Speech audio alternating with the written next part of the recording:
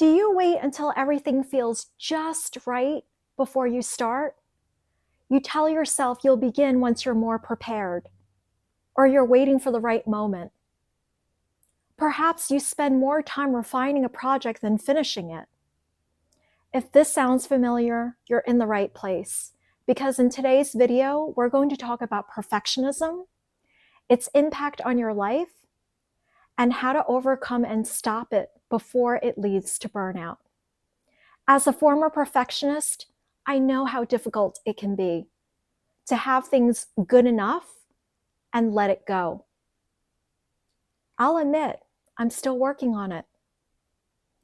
We have such a desire to succeed and avoid failure and harsh judgment that all we focus on is the fear of failure.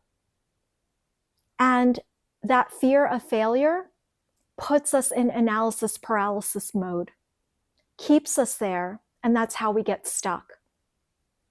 It prevents us from taking on challenges and risks that will help overall improve our life. We make excuses for ourselves. Throughout my career, I've worked for companies both large and small. And for those of you who have worked at companies that are large in scale, you know that whenever there are job postings, they get posted internally first. Earlier on in my career, I remember feeling unchallenged. And so I would browse on the internal job boards and found this ideal position. It was perfect. Perfect. I must have reread that job posting half a dozen times, if not more. I even envisioned myself in that role. And finally worked up the nerve to tell my mentor, who was a senior colleague at the company. He encouraged me and supported me to apply for the position. But what did I do? I made so many excuses of not to, because of the fear of being declined and rejected for the position. I told him, my resume is not updated yet. I need to brush up on my interviewing skills. There's too much going on in my life right now. I can't possibly apply for the position. I'm not ready yet. And I later found out that another internal colleague applied for the position who was less qualified, had less years of experience, and got the job. And my mentor shared with me that had I submitted my name in the hat, I probably would have had a real chance at getting the position. Now, hindsight is 20/20, right? I know it's not easy to overcome and stop perfectionism. And I'll share the tips that have helped me in a minute. There's a saying that perfectionism is for procrastinators. And there's truth in that saying. Because when we know that there's something that we should do and we don't do it, it gets parked in the back of our mind. It takes up mental space, and that causes internal friction. That internal friction is misalignment. Misalignment leads to stress. And we know that when stress is not addressed for long enough, it leads to burnout. So that's the danger of perfectionism. Now, how do you overcome and stop perfectionism? There are a few things that have helped me, and they all work hand in hand with one another. The first is to give yourself grace and compassion. You hear that a lot lately. Give yourself grace and compassion. What does that mean? We are so harsh on ourselves. We are our own worst critic. We need to give ourselves a break. So what if we get declined or rejected? It's not the number of times that we fail. It's the number of times that we pick ourselves back up. What do we do when a friend needs help and guidance? We show them compassion. We listen to them. We're understanding, we're kind. We tell them that everything's going to be okay. We need to do that with ourselves.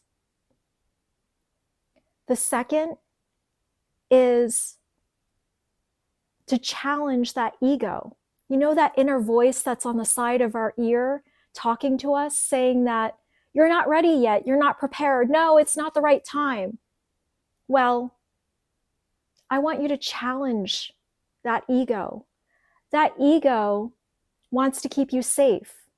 It's allowed you to survive all these years. It likes routine. It doesn't like to venture off of routine. So challenge it by taking baby steps. A great example of this is many people have a fear of public speaking. Now, if I asked you to go out there and present to hundreds of people, that's going to be very traumatic for you. And the ego is going to go into shock. But perhaps you're not very vocal on your team calls. You keep your opinions to yourself. Maybe start there. Vocal your opinions on a team call. If you disagree with your teammates, tell them, challenge them, in a respectful manner, of course. And then what happens is, when you survive that, your ego is going to say, well, that wasn't too bad. That actually feels pretty good. We need to vocal our opinions more often. So challenge your ego in baby steps. The third is to stop comparing yourself to everyone else, especially on social media. What you see is not always reality. I used to work with someone who posted their entire life on social media. And from the outside looking in, you would think that she lived a perfect life. Perfect family, great vacations. But in reality, she was miserable. She even admitted to me that had it not been for her daughter, she would have divorced her husband a long time ago.